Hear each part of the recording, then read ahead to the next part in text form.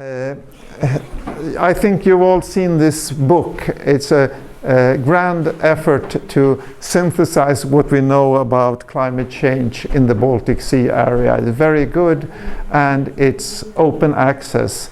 I had opportunity to be a reviewer for some of the chapters in this, and also for the predecessor, which came some years ago, the Back One book.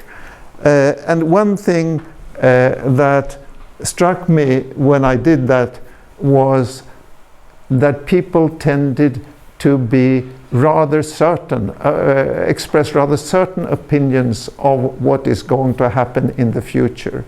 And I don't believe we can do that yet. So my take-home message from that experience is really, we are still extremely uncertain how climate change will affect the Baltic ecosystem. And I'll go through some points about this. Why is this? Well, ecological predictions, which what I'm talking about primarily, they require that you have climate change predictions, that you have climate models, which are the ones that are run are really global, and they have to be downscaled to local models. And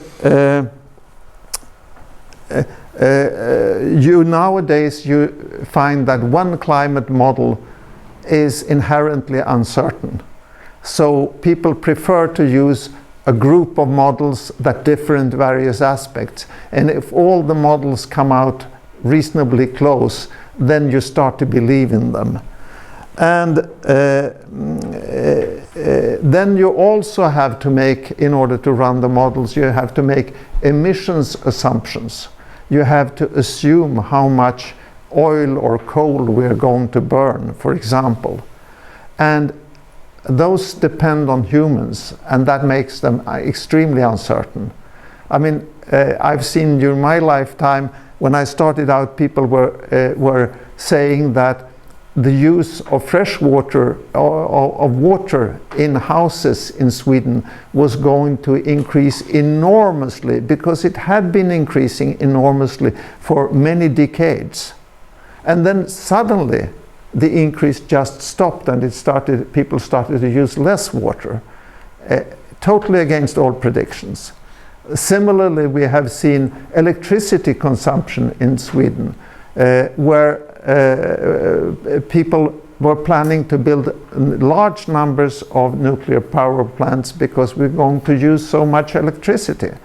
And it was an exponential increase, and then suddenly that increase stopped, and we're not using more electricity, and the electricity prices have gone down. So anything to do with human society is very difficult to predict. We also have assumptions on land use.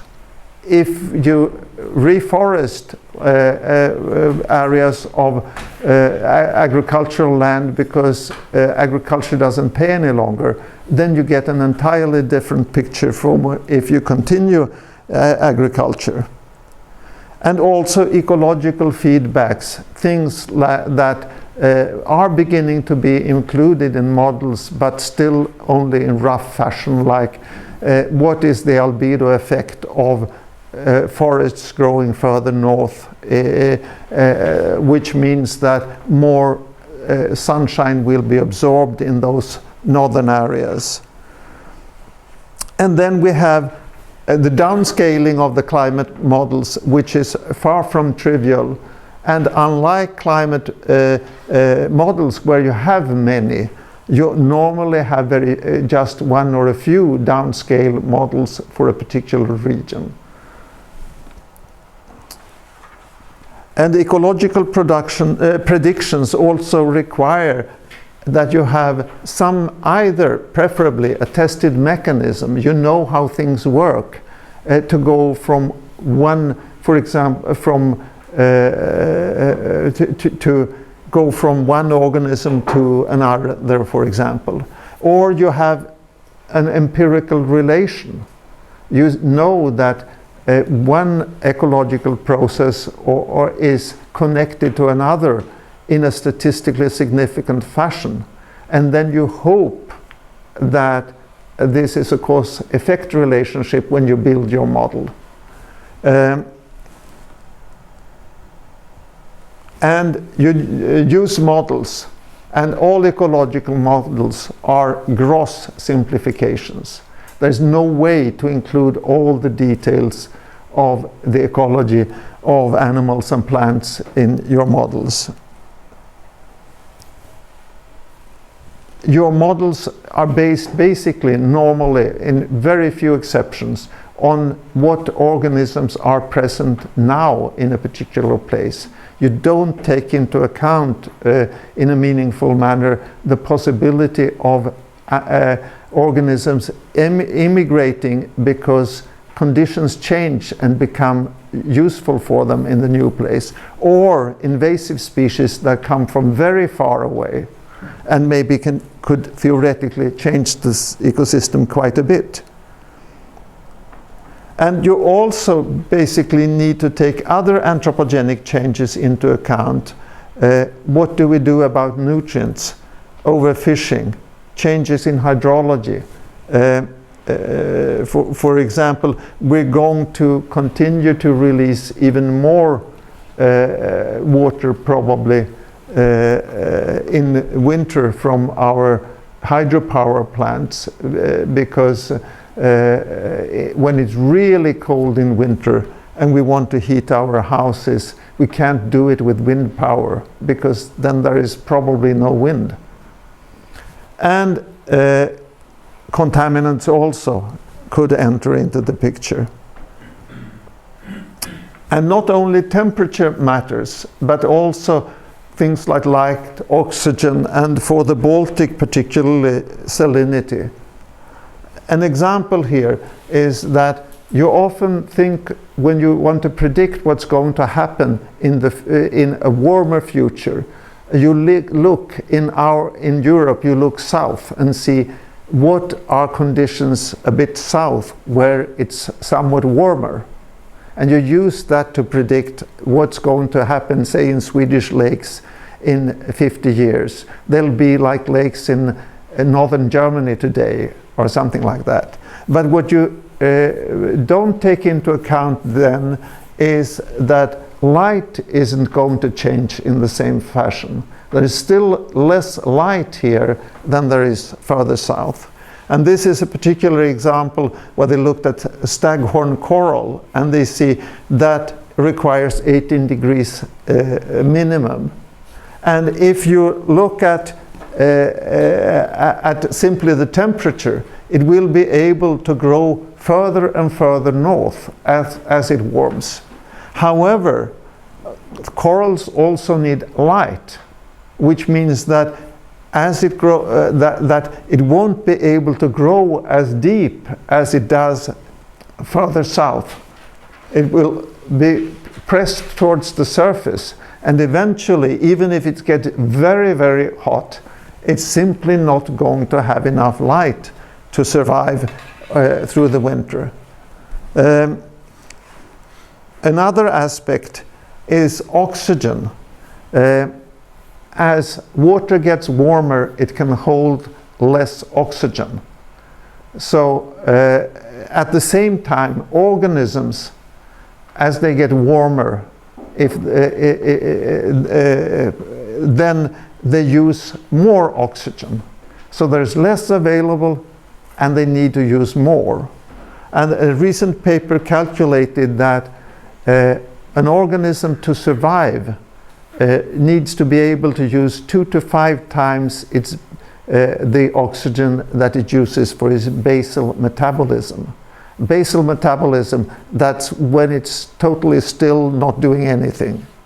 But if it starts moving about, feeding and so on, it uses more oxygen. And it needs at least 2 to 5 times more. And this means that many organisms actually run into, as the water heats, their ability to collect more food disappears because they need more and more food because their metabolism goes up, but they won't have the oxygen they need to get all that food. So there are a number, and when it comes to the Baltic, we know this is so-called Reman's curve in one of many versions, that if you look at the number of animals in relation to salinity, there is a tendency for that to be high in marine areas, to be reasonably high but not quite as high in fresh water, but to have a dip in the number of species in the freshwater area. And this is particularly evident for larger animals like benthic vertebrates or benthic macroalgae. It's not so strong for unicellular plankton and so on, but it's still indications that it exists for example, phytoplankton. But this means that if you are, say, here on the curve and salinity decreases, then immediately you're going to lose some species. And if you look at the Baltic, those could be species that are extremely important in the ecosystem. Therefore, in my opinion, to predict ecological consequences with any degree of confidence, we need not only model predictions. They're necessary, but they're not enough. We need them to be based on a proven ecological mechanism, not just correlations, because correlations without a known cause effect, we don't really know that they apply outside the measurement area for which we have measurements. And the idea about climate change predictions is that we go outside what we have experience of. And we should also preferably have data showing that this effect of warming, of climate change, occurs in nature, at least incipiently, but then we can start to believe that we may be on the right track. And I will explore some effects and mechanisms here relating to Baltic plankton. But this still doesn't rule out surprises, which can be due to nonlinear effects that you have in ecosystems. One such effect I've already touched upon, how animals grow when temperature increases. If you look, one particular model I remember well is one that J.M. Elliott did for brown trout in freshwater. And he showed that as temperature increases, the brown trout are growing better and better and better. And then suddenly around, if I remember, 18 or 19 degrees centigrade, bang, it stopped growing altogether and very soon died. And this was simply this picture that initially increasing temperature allowed it to collect more food, but eventually the metabolism of the organism increased to such an extent that it was impossible for it with the oxygen available to collect all the food it needed. And then it stopped growing and a little more temperature increased and it died. And we've seen similar things, for example, with blue mussels in the Baltic. If it gets really, really hot in the Baltic archipelago, then you can have a considerable die-off of blue mussels because they respire up their own biomass during a long hot period. Such non-linear effects can lead to regime shifts where the whole ecosystem is restructured in a new way, and in some cases in ways that in such ways that it's difficult to get back to the original situation. Again, invasive species. There are many such species in the Baltic. I'm sure you've seen the cormorants when you came out here. When I started out here, there were no cormorants at all. And in some areas of the Baltic, it's considered that small fish in the archipelago are threatened by the large numbers of cormorants. But they weren't here 50 years ago. Another possibility is that was recently published a paper about is a particularly nasty and toxic cyanobacterium, Cylindrospermopsis raciborski, that occurs in fresh water but can penetrate brackish water. And the Finns are worried about the Gulf of Finland now. Maybe that could come and create problems. Nevertheless, we have what I would call near agreement in the Baltic area. Of course, that carbon dioxide concentrations will increase. That's the one thing I haven't heard anyone deny. Already when you come to temperature, you still have deniers, even if they're getting fewer and fewer. If temperature increases, it's obvious that there will be almost certain that there will be less winter ice.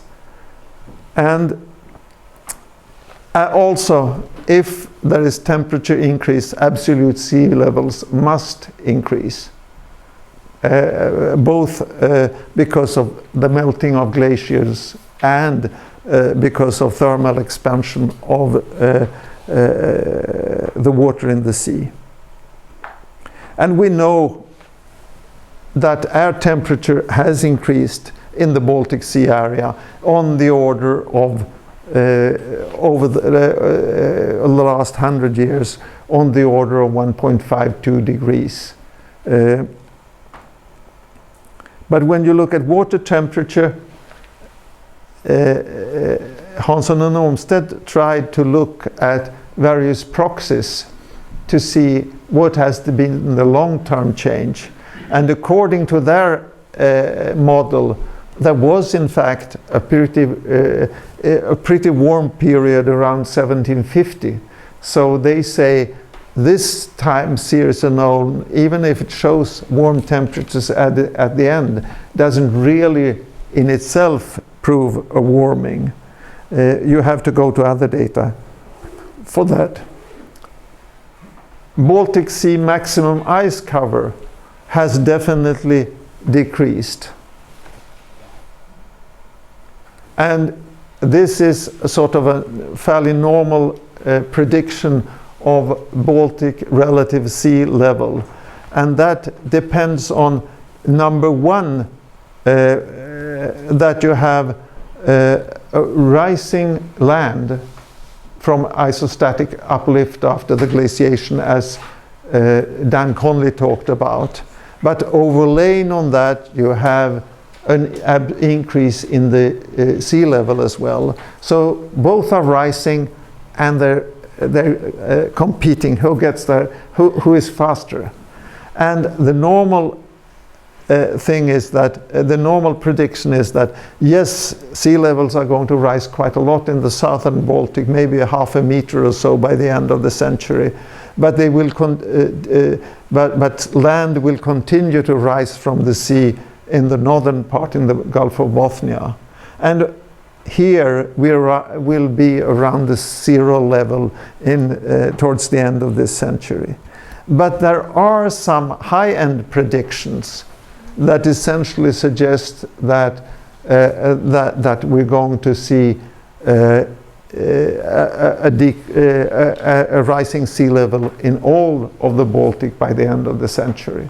And there are some pessimists who talk about even larger, the possibility of even larger sea level increases. It also seems very likely that Baltic water pH will decrease. I would have said a year ago that it was certain. But then I met David Turner, who told me we can't measure pH accurately in the Baltic. And then I met a colleague, Carl Rolf, who said, if you look at the data, you can't really see a pH decrease in the Baltic from the data that is available. And then I talked to Erik Gustafsson, who has made a budget for alkalinity in the Baltic and found there is a big source of alkalinity which he thinks is in the anoxic parts of the Baltic. He doesn't fully understand it, but the Baltic isn't getting acidified as quickly as we had previously thought because of this.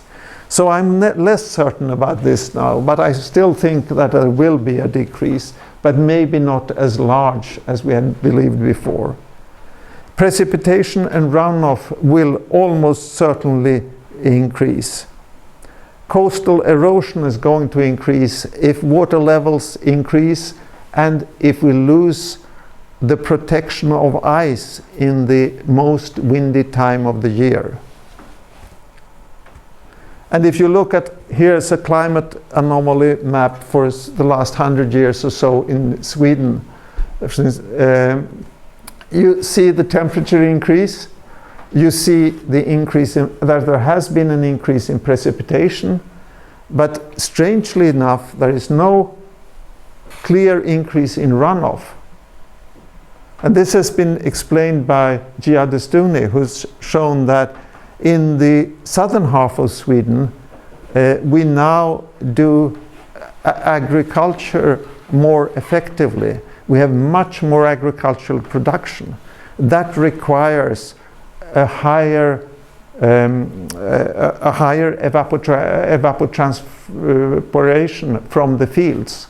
So we lose more of the precipitation to evaporation.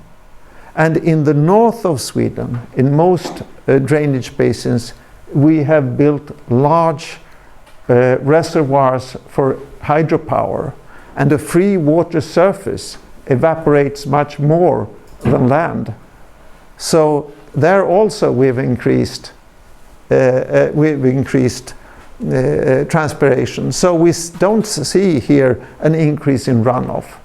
However, it's questionable whether we will, I don't think we will build any more reservoirs in Sweden. And it's questionable whether agriculture can continue to increase in productivity so much that it negates an increase in the increase in precipitation that's likely. Sorry, one question. How do you measure the runoff just for Sweden? This is based on measurement in rivers. So all the rivers north to south? Yeah, exactly. Of course, there are some that are modeled, but there are measurements for most rivers. Things we don't know about, in my opinion, winds and storms. I've seen a number of papers saying that it will blow more. I've seen others saying it will blow less. And the time and place of precipitation is still extremely uncertain in the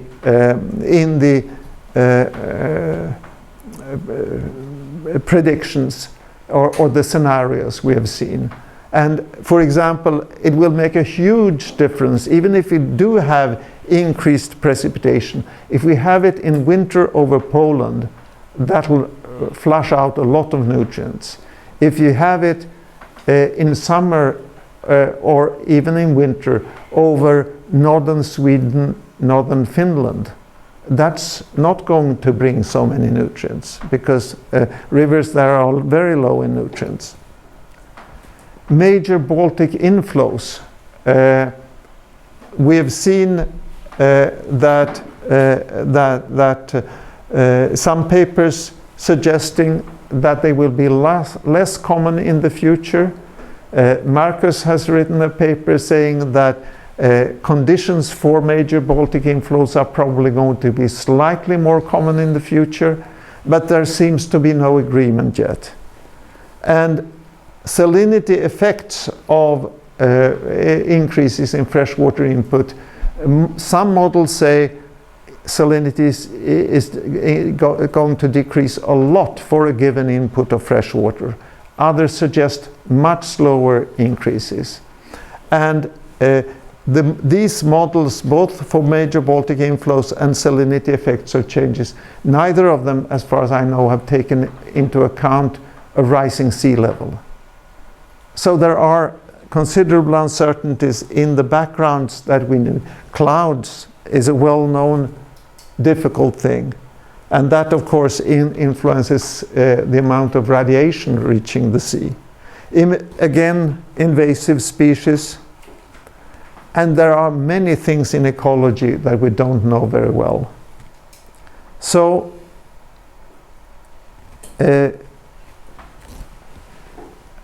just a few words about Baltic Sea salinity. This is from Marcus' work, suggesting by the end of, towards the end of this century, that we'll have a decrease in salinity by something like 1.5 units, decreasing to about 0.5 in the northernmost Baltic. And this may not sound like very much, but it could mean that blue mussels disappear from here and become very, very small in the Baltic. So small that we might lose, for example, the eider duck. And we might also lose, especially if this is combined with continued anoxia, we might lose Baltic cod as a commercial species. And the worst possible case, we'd lose the Baltic cod entirely. And the Baltic cod is a cod that is adapted to to spawning in low salinity. So if we lose that particular strain of cod, we might not be able to get cod back through immigration, even if things improve in the future, except over evolutionary time. However, if you look at recent years in salinity, you can see out here a decrease in salinity both in summer and spring. But if you look in the longer term, this comes from a period when we had particularly high salinity. Before that, it was lower. So we had a period in the 60s when salinity was increasing in the Baltic. And my Finnish colleague Erkki Lepikoski started writing about the oceanization of the Baltic. And as soon as he started to publish paper on this, and he went on for quite a few years, salinity started to decrease instead. And then we have this type of data. But in fact, you can see a bit of a change here. In the last few years, we've seen, if anything, an increase in salinity again, just as people had started to talk about and write about the decrease in salinity in the Baltic. So I'm not certain what's going to happen in the future. But using models like this is something that Agneta is first author of, but I've participated, and Marcus as well, a paper. We have also made some predictions, but I think we must recognize that some of them are pretty uncertain. But we think that with higher temperature, we should get increased bacterial activity, we should get increased plankton respiration, we could get increased primary production if we also have larger nutrient loads. And that, of course, would then feed in back to increased bacterial activity and lower oxygen concentration. And if we have lower oxygen concentration, then we heard very nicely that we'll get less P retention in sediments. Another thing that is uncertain is if you have lower oxygen concentration, then we will get there is a possibility of decreased denitrification efficiency. That was the result in some of Marcus's modeling, but we heard that Dan Conley had an opposite idea, that in fact denitrification became more efficient when we had more anoxia. So that's an area where people do not agree. If we have increased runoff, of course, that would tend to lower salinity and would tend to larger nutrient loads, possibly. If we have that, we could also see with lower salinity, lower cod recruitment. And because when we have lower anoxia, we have lower benthos productions, large areas with no bottom fauna. And that also feeds into lower cod recruitment because it means there's less food for cod. So there are some things that you can sort of start to believe in, but be ready for surprises.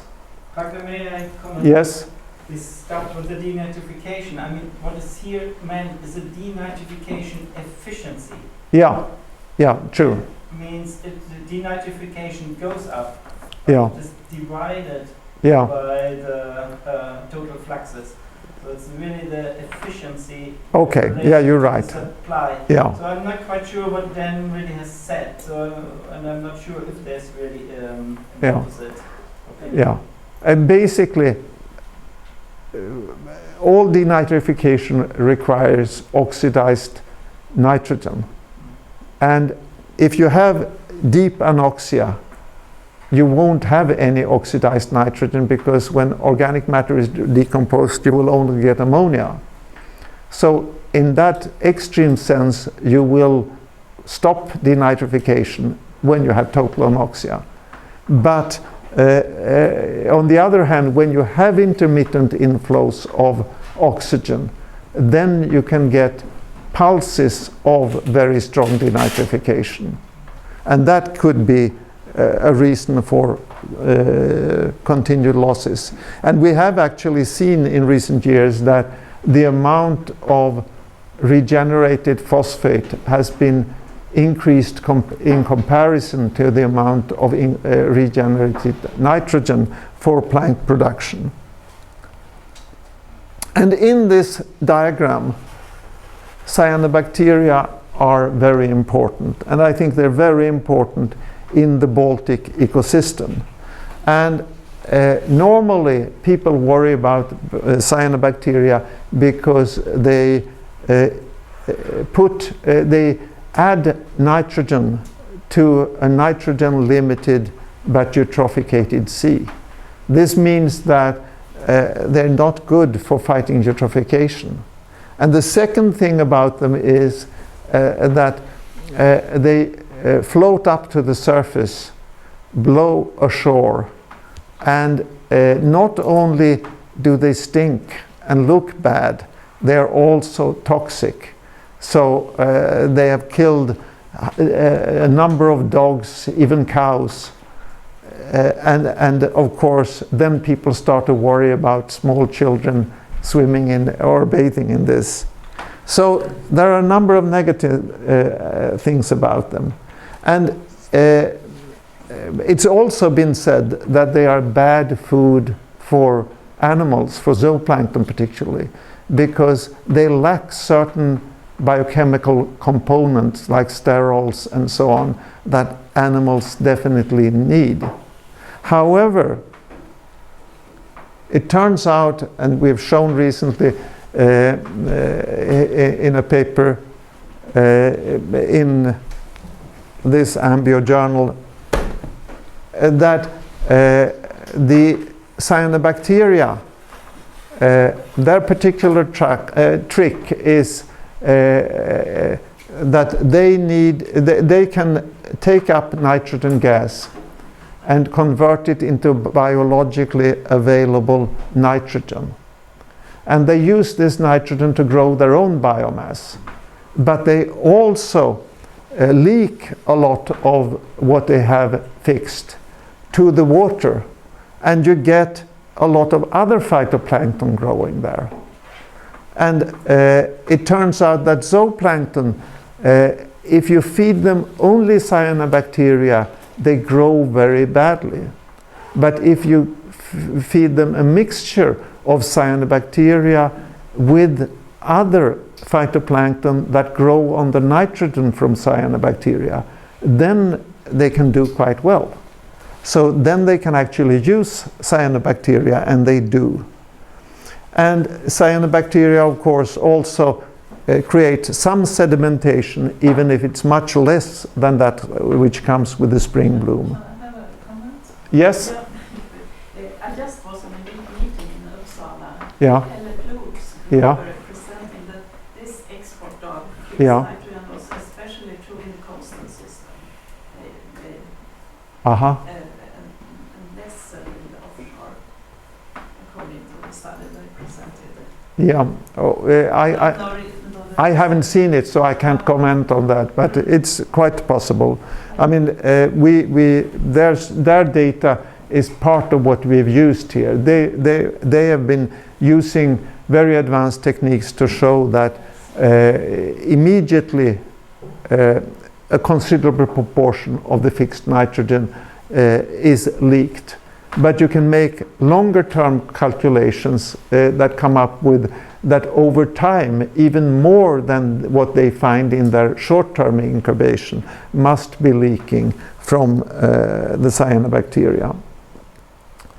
So cyanobacteria are central in the Baltic, but if you look at the Baltic, it has a rather unusual production cycle. This is phytoplankton production in the Baltic based on a number of years of data. You can see it's very low production in January, February, March, and then it takes off with the spring bloom in April, sometimes into May. And this spring bloom stops when the phytoplankton run out of nitrogen. Nitrogen is the limiting nutrient for most production in the Baltic. But when you come into the summer, you get a renewed burst of production. And this is when the cyanobacteria are active. And not only production by cyanobacteria, but also by other phytoplankton that they get their nitrogen by way of the cyanobacteria. And if you look at the phytoplankton biomass, you can see, as you expect, when production is high, you have high biomass in the spring. But in the summer, you don't have a very high biomass peak. And the reason for this is that twofold, you could say. You have a high zooplankton production, so you have high grazing of the phytoplankton. So those few that are there have to produce at a much more rapid rate in order to maintain a high production. And this is the period then when the cyanobacteria, which are phosphorus limited, determine much of what happens. Then the zooplankton production drops, and you get a renewed peak in phytoplankton biomass. Why do they drop? Well, they're being eaten by herring and sprat, particularly the young of the year. Their consumption reaches a peak which is high enough to start to reduce the amount of zooplankton. But you see, if you look at the production cycle, you have that nitrogen limited spring bloom. Much of this large biomass simply sinks out because there are very few zooplankton around to eat them. Whereas, and that means that this production is on the whole lost to pelagic fish, for example. It can be, this is important for the benthos, but it's not so important for fish larvae, for example. Then you get into the summer period when the cyanobacteria provide nitrogen, and the production then is grazed by zooplankton. And this is the main basis for this Baltic fish production. And this means that the double peak in production we have here is really quite important for fish production in the Baltic. If we had a Baltic which was with a lot more nitrogen, we would get a much bigger spring bloom. That would sink out, and we wouldn't have much of a bloom here, and probably a lower fish production. If you look at Swedish inland lakes that tend to be phosphorus limited, they have lower fish production in relation to the productivity than the Baltic. Then I'll show you some data from this area on what's been happening to the plankton, particularly mostly the phytoplankton. Some of the data come from a coastal station which you can almost see out here. So it's just a couple of kilometers out. Some other data come from the Landshut Deep Station, which is, 30, 40 kilometers offshore here. And some of the weather data I show come from the Landshut weather station in between those two.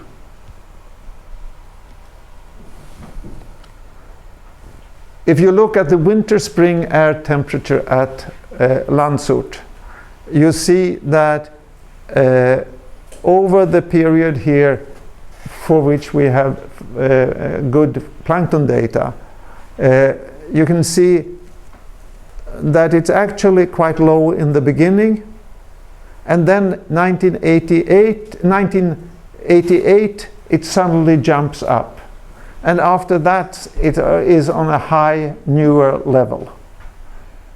So it really looks like a step function rather than a continuous increase. Why this is so, I have no idea, but that's the data.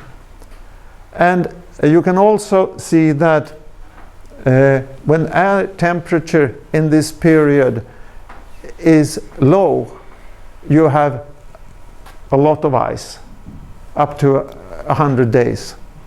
Whereas as soon as average air temperature gets above about 2 degrees, you in fact have essentially no ice. Over this period, we've also seen changes in nutrients. This data by work in preparation, but it has actually already been part of a doctoral thesis, and Ulf Larsson is the lead author. I've helped a little on the side. But what you see is something similar to what Dan Conley showed, an increase to a peak in dissolved inorganic nitrogen, that easily plant available nitrogen in winter, January, February, until about 1990. Then a considerable decrease first, and then some slight recovery.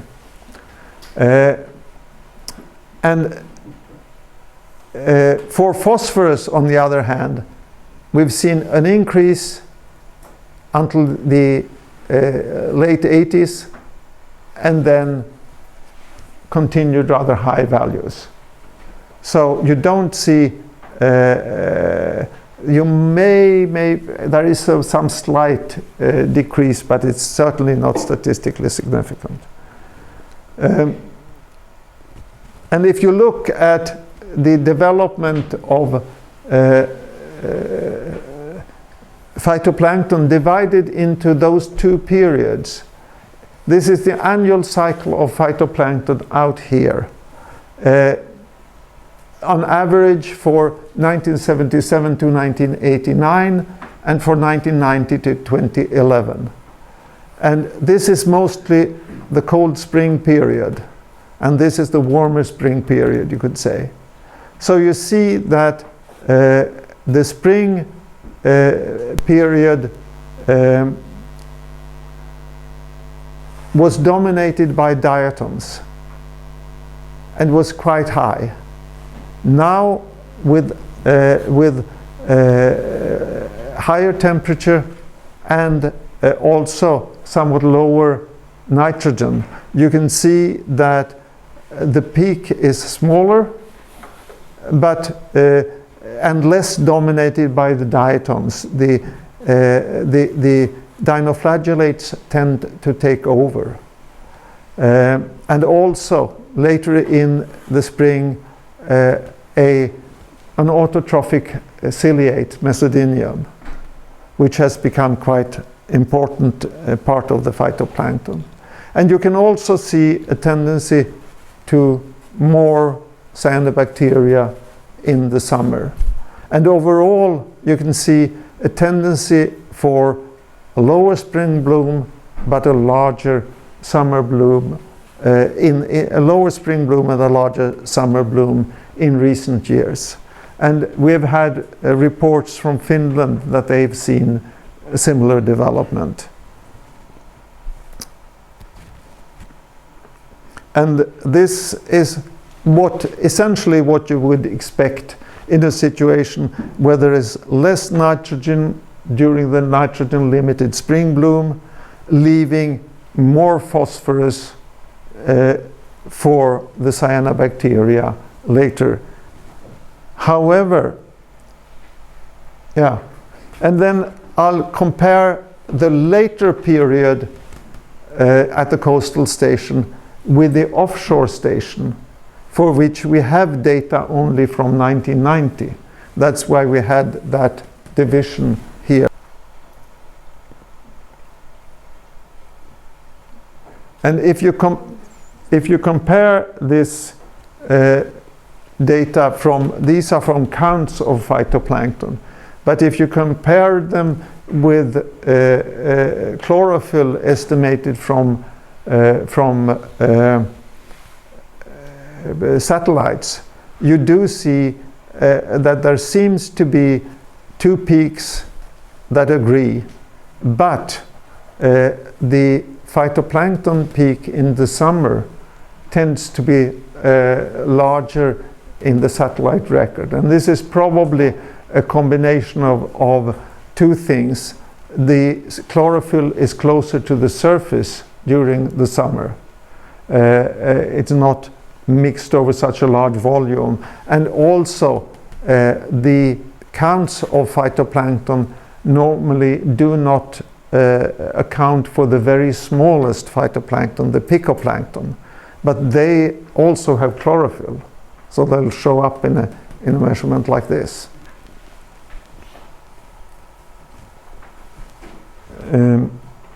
Let's see, we started at 11. Maybe we should take a break here. Curves, as I've shown you, look rather nice, but these are composites for many years.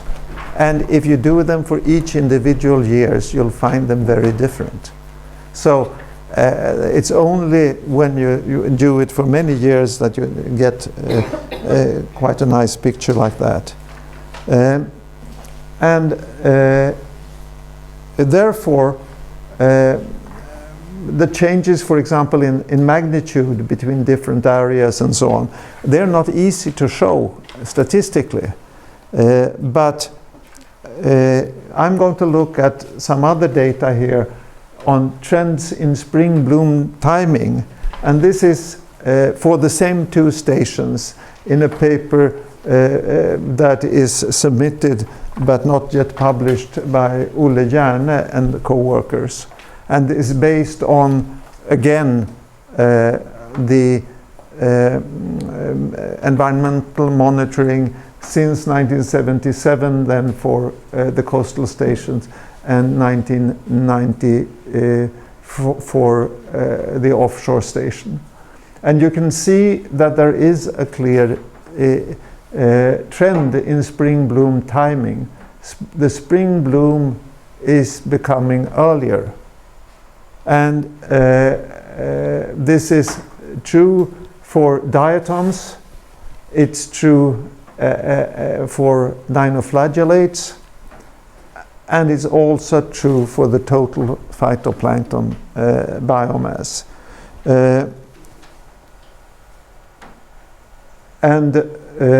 So we clearly have a change. And on the other hand, there isn't a clear trend in the biomass, total biomass reached during the spring bloom, milligrams carbon per liter. So it seems that absolute quantities are harder to determine changes in than timing. And if you look at the various drivers, you see that the drivers that have really changed very, very much for this period are not the ones, not so much temperature, that's not even significant for this period, but rather for the coastal station, ice has become less common, but particularly wind, which in this area seemed to have a maximum around 1990 and has been declining since. And also, as we said, nitrogen, but you can't expect a less nitrogen to mean an earlier bloom. It seems that the things that have an influence on the bloom when you do more sophisticated models than this are global irradiance and wind speed, to some extent the mixed layer depth, more than temperature. So we have this earlier increase, but since temperature is not so strongly implied, we really don't know if it's going to continue with increasing temperature. If you look at surface incoming radiation to the Baltic as seen by by satellite, then over time you don't see much of a change. But if instead you start looking at it in terms of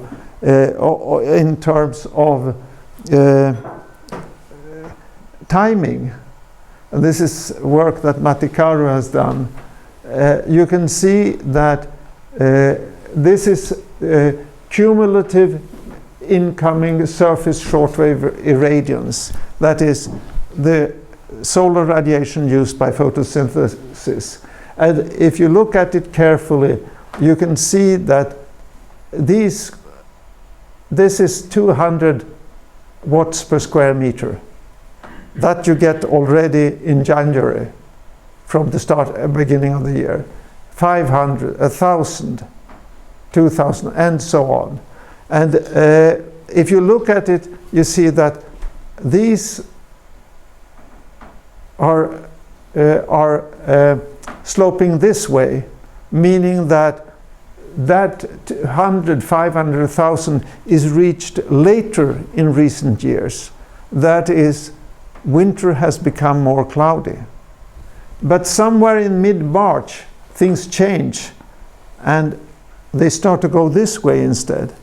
You get the total accumulated radiation earlier, meaning that the spring is sunnier, and this helps start the spring bloom.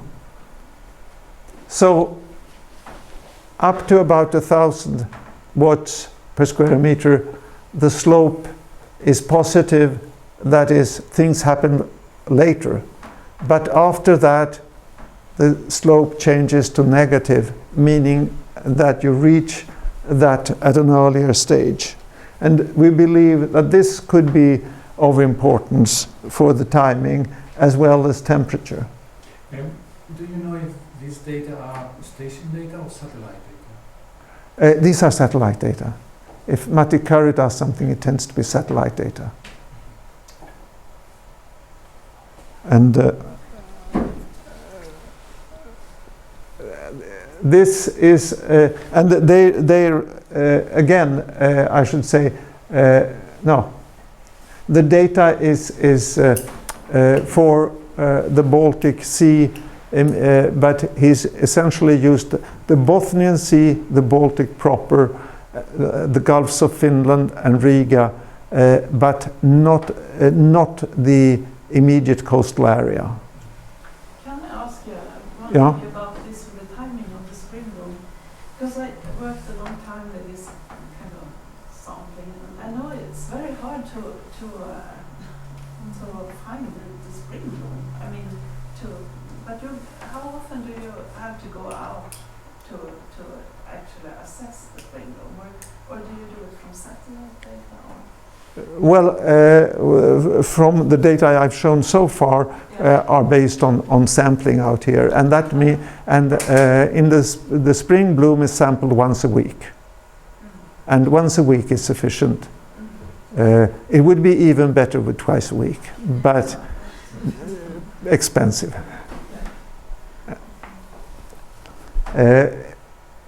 Okay, and if you look at sea surface temperature, you can see that the first day with 12 degrees is actually coming earlier, and the same for the same days at 17 degrees. And then you look at the last day at 17 degrees and the last day at 12 degrees, and you see that those come later in recent year. So that means that the period with 12 degrees has increased, and even more the period with 17 degrees. And you can see it here for a number of other, that the number of days with at least this temperature, for most temperatures you're around 20-25 days longer, but for the particular periods that are when you start getting the blooms of cyanobacteria, then you're up to more than a month longer. And then when you start to look at the really warm temperatures, they're not much more frequent for this period, 82 to 2014. It's a relatively short period for which the data are easily available. This is again the sea surface temperature done from satellite. But I know that it has been evaluated, that satellite data and on the ground data for temperature agree pretty well. So phenology, the time when things happen in the Baltic, seems to be an interesting way of looking at climate change. And we have been doing this for cyanobacteria, which can be recorded from space. What you see from space easily is the surface accumulations. You don't see very well biomass deeper down, but you see it in the immediate surface layer. And then you can see it very clearly. And such recordings have been going on since the 1970s. But the early satellites had only a single wavelength. So it wasn't a very information-rich picture. But it turns out that if you only look at something simple like surface accumulation, you can get a reasonable number of satellite images, even back to 1979. So and this is for July, August in various years, if you have data for every day in July, August, you should have 62 observations over 62 days. And you can see that in most years we do have data, for some type of data from every day. It's only in the early years that it's less. And you can also see that more and more of the days show cyanobacterial accumulations. So obviously, when you look at a picture like that, you start thinking, is this because we have better satellites now? But the satellites overlap for some years, and it is in fact possible, and Matti has done it, to intercalibrate the various satellites. Obviously, it's not as reliable as if we had one satellite all the time, but the lifeline of satellites tend to be 6-8 years or something like that. And they don't send up the old model again. They always try to do something better. So you have to put various satellites together to get a long-term picture.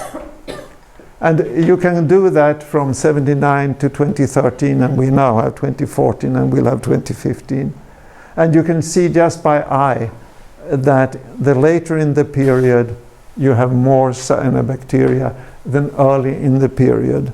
But when you analyze it in frequency of cyanobacterial accumulation on average for the Baltic in July and August, you can see that the maximum is around 25%. And you can also see it's not a nice trend. It's not going up all the time. You had initially high values, then a period of quite low values, and then very high values getting back to more normal values in the last few years. So we hesitate to call it a trend here. But if you look at the timing instead, look at the and here we've looked at the center of the bloom. When the bloom starts is difficult to see from satellites because just a few days of cloud would ruin that determination. But if you look at the center of gravity in time, you can see that the center of the bloom gets earlier and earlier. And in fact, it's similar to the spring bloom, which had become 2 to 3 weeks earlier. Here we have about 3 weeks earlier since 1979. And this is quite a lot. We were surprised to find it. But it's very clear in the data. And it also looks, even though we haven't analyzed that to the end, it seems that it's not only that the bloom comes earlier, it also seems to be that the blooms altogether is longer. And in Sweden, this is a fairly negative thing because it means that the bloom, which used to start in the middle of July, when halfway into the Swedish common vacation, which is the month of July, now it comes already in the beginning of July. So potentially all of the vacation is spoiled by the blooms. Happily, they don't occur everywhere every year. And if you look at the coastal station, and now we're back to data from the sea, not from satellites. Over time, this is again the manuscript by Ulf Larsson. You can see that for the long time series for the coastal station, we see a very, very clear increase over time of the dominant species Aphanizomenon.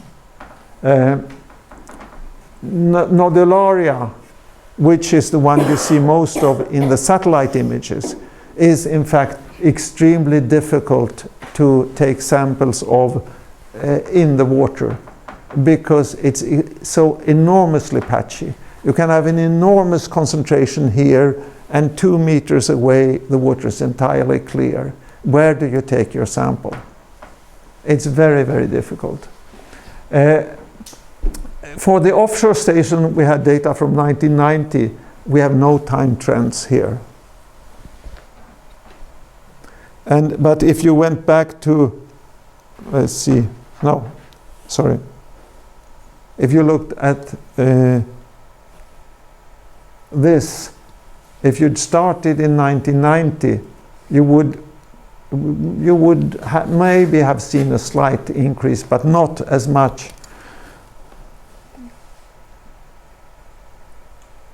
So, and if you look at the percent of the phytoplankton biomass that is nitrogen-fixing cyanobacteria, again you see a very clear increase here. And at the same time, no change in the offshore area, but there it is higher all the time. So in the last few years, cyanobacteria are almost as dominant in the coastal zone as they are offshore, but earlier they were much less common in the coastal zone. And of course, this is what you expect, because nitrogen reaches the Baltic from the coastal zone mostly. So in the coastal zone, phytoplankton will get more nitrogen from river runoff. Out in the offshore, they will be more dependent on cyanobacteria. If you look at primary production near Aske, then, if I remember this rightly, the long-term data series from the coastal station is just barely significant. There seems to be a slight increase, but for the offshore station there is no tendency over time. And another way of looking at the importance of cyanobacteria is to look at the estimated nitrogen fixation during summer and compare that with the biomass that is built up and with the primary production, the uptake of C14 of carbon that occurs over time. And we see that in summers with a lot of nitrogen fixation, we also tend to have a larger biomass and more primary production, suggesting that the cyanobacteria are driving things. This is not proof of causation, but it's really a correlation, but it suggests causation. And then one of the interesting things with these blooms is that I've told you repeatedly that the cyanobacteria, they depend on the nutrient that tends to limit them is phosphorus. So you would expect then to find a good correlation between phosphorus and cyanobacteria. But when you look at the data, it just isn't there. It seems that there are other things that interfere. We would expect it, but we don't really see it very clearly, and certainly not significantly. And this seems to be because things like the degree of cloudiness, the degree of windiness, upwelling events that bring in more nutrients, all interfere with the picture. And therefore, you don't see that. And this is troublesome because the models assume that if you have an increase in phosphorus, you will get more cyanobacteria. But you don't see it in the data. And however, there are indications that phosphorus it can be important. And one of them is that phosphorus has started to increase in the Bothnian Sea, just north of the Baltic proper. And this seems to be a spillover effect from the Baltic Sea. And that has coincided with an increase in cyanobacterial blooms in the Bothnian Sea. So it clearly is a case that you need an excess of phosphorus to get these blooms. And we have also looked at this in a local study here near Himmerfjärden. This is, you are here on Aske, and the coastal station is here. But we also have an inlet here with a sewage treatment plant here. And we've followed developments of things in this area over a 35-year period. And during this period, what is emitted from the sewage treatment plant has changed a lot in terms of nitrogen. The upper curve is total nitrogen, the next one is inorganic, easily plant available nitrogen. And you can see first it increased, then they started to work on taking it away. Then we had 2 years of an experimental release when they turned off this for scientific purposes, and they turned it on again.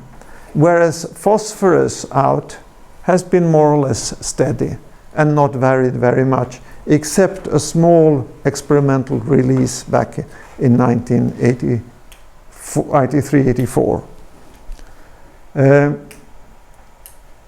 So this has given us an experiment on the effect of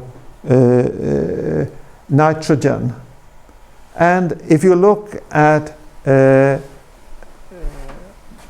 the amount of the totally dominant cyanobacterium that we have inside Himmerfjärden, basically, let's see, at this station, where we have data for all years, you can see that if the load of nitrogen from the sewage treatment plant is above 500 tons, you have very little cyanobacteria. But if it's below 500 tons, you can have very large blooms. But you don't have it every year. Some years are no larger than the largest year here. But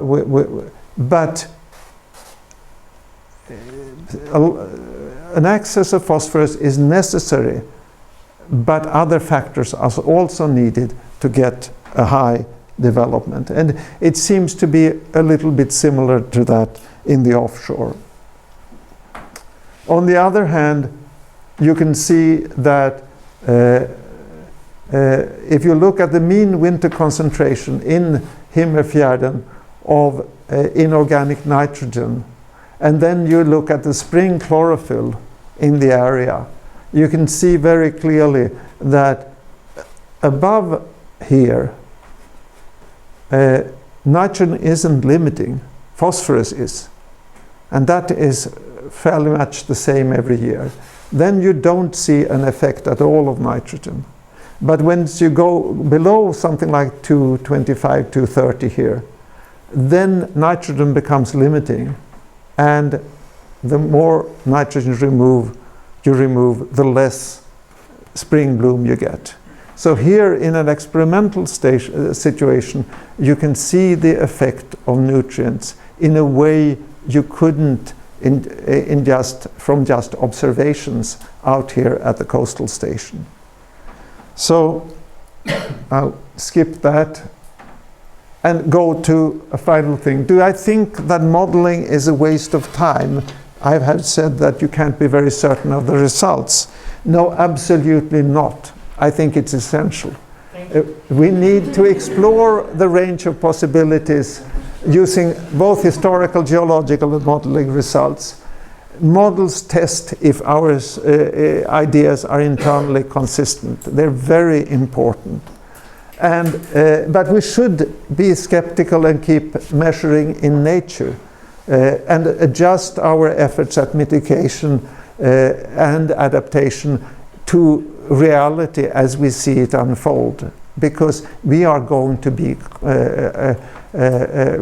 be surprised at times.